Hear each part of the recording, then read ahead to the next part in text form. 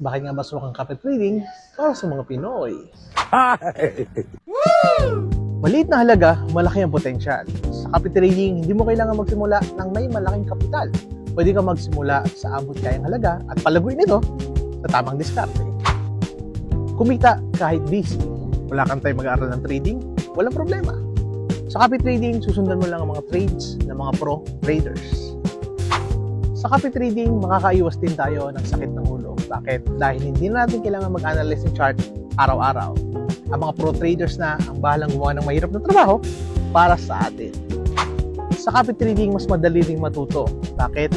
Dahil nakikita mo kung paano mag-trade ang mga professional traders at maobserbahan mo kung ano yung mga strategy nila habang ikaw ay nakakopya. Passive income goals. Pwedeng dagdag ito sa iyong sweldo, negosyo, at iba pang future investment. Smart money moves para sa future mo. So, ready ka na ba sumubok? Comment interested sa comment section para malaman mo kung paano magsimula at invite kita sa webinar namin every Friday, that's 8 p.m. Mamimigay kami ng libreng automated trading bot na pwede mong magamit sa future. So, see you sa webinar.